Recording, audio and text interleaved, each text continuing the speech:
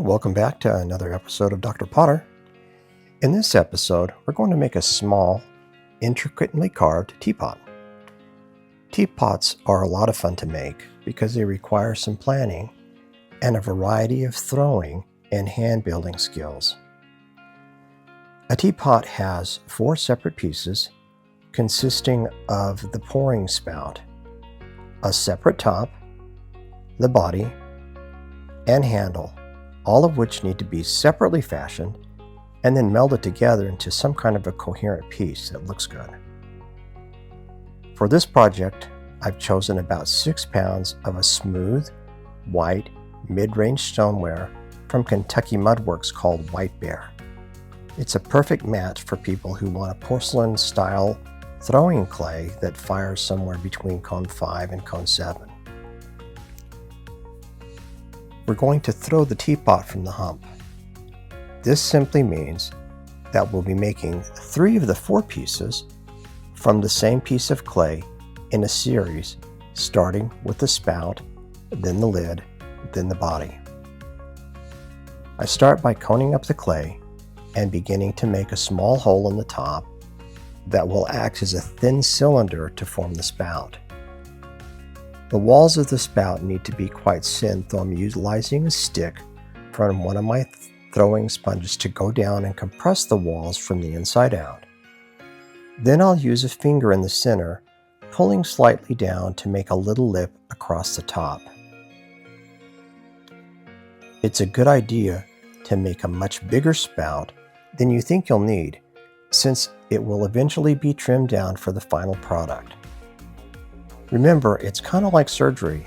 You can always cut more off, but you can't stick it back on without a lot of trouble. So try to keep that in mind as you're shaping this. Now that the rough spout is formed, I'll set it aside and begin to shape the top. There are several ways to make a top. Think of them like belly buttons, innies and outies. You can do a top that fits into the indentation in the final teapot body like a cork in a bottle. That would be an innie. Additionally, a top that fits into a receiver that you make by making a lip around the top of the teapot would be something like an outie. Many ceramicists will make several tops to a teapot because frequently they'll break or not fit correctly, and that gives you a lot of options to get the best fit and the look that you're looking for.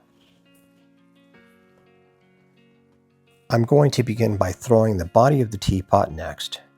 It's important that the body have 3 distinct visual parts. The first is the shoulder, which is the area coming off the top of the form, down forming the first curve. Proceeding from there, you should see a bulge form at the widest diameter, which becomes the waist and is the center and most bulbous part of the throw. And then a gentle indentation is then pushed in, working down to the base to form a foot at the bottom that will provide support for the final vessel. If you look at teapots, this shaping is where the elegance really comes in, and you can do a lot of different things with it. Teapots can be made in many different ways, but they need to be thin and light since they're going to be filled with fluids and lifted. They should be nice to touch and hold and evenly balanced. It's a lot to think about, but that's what makes something like this kind of challenging. Walls should be relatively thin because we're going to be attaching a handle and a spout, and symmetry, balance, and feel are the goal. Now that I have the 3 pieces ready, they've all been drying overnight. The top and the spout were wrapped to slow the drying process since they are much smaller and thinner than the body and would dry much more quickly.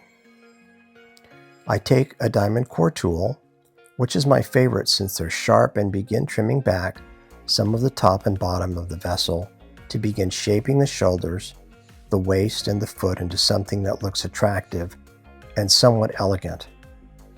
I've made a little receptacle at the top of the pot in which to place the top. One of the biggest problems I've had trying to make my teapots is to get the circle that the top sits in to be perfectly round so that they fit correctly. One of the things I've started doing recently is putting a cookie cutter into the opening at the top of the very end of the throw, that in fact the hole is perfectly round, and then using the same cookie cutter to trim the edges of the top so that they will go into the same hole and fit correctly and smoothly. Just remember, your pieces will shrink as they dry and not necessarily at the same rate. So be sure to leave a couple of millimeters of space around the rim to adjust the foot and the fit after firing. I think with more experience I could probably do it without this, but for now it seems to work pretty well. I've taken the pot now and flipped it over, and I'll begin to work on the base.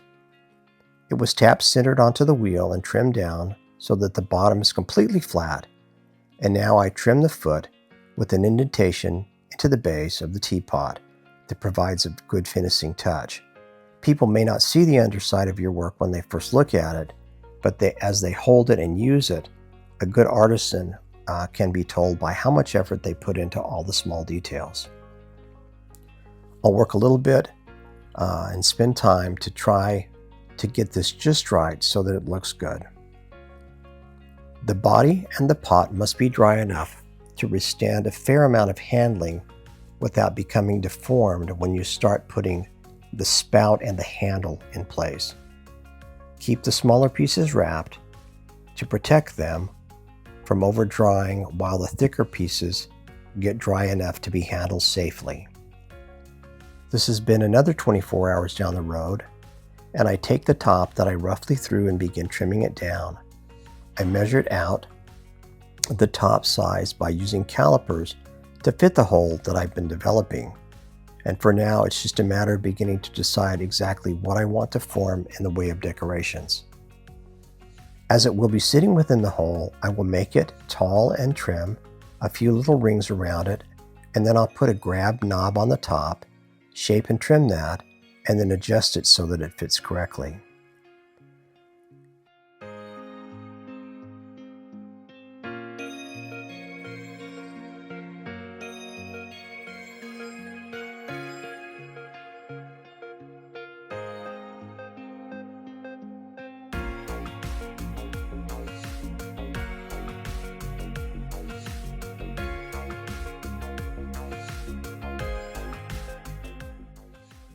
Now it's time to attach the spout.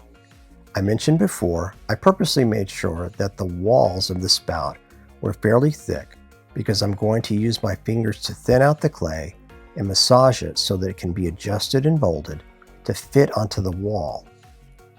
I've taken the base of the spout and dipped it in water and then placed it on the outside of the body to position where I want it to finally sit.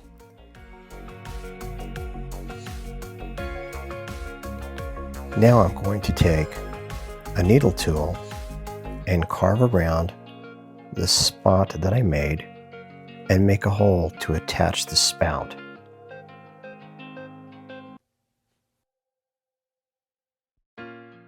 Some people will take a drill or a small hole punch and make small holes in the side over which the spout will cover rather than trimming out the whole piece. That then allows them to act as a sieve or a strainer to contain the leaves in the pot on pouring.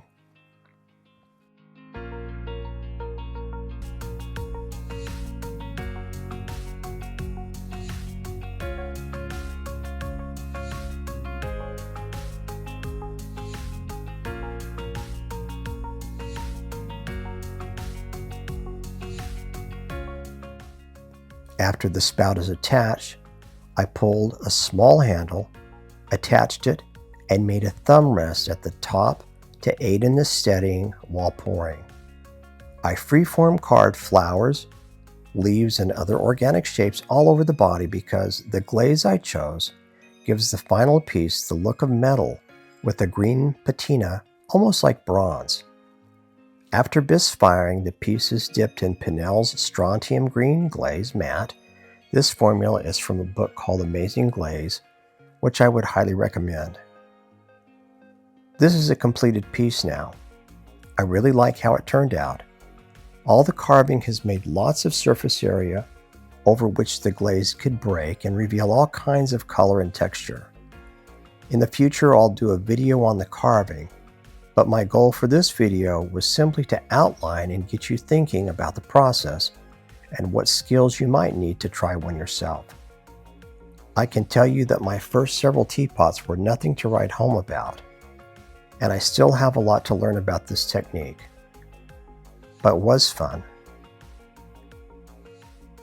If you liked what you saw, click subscribe and like, and I'll make some more. Thanks for watching.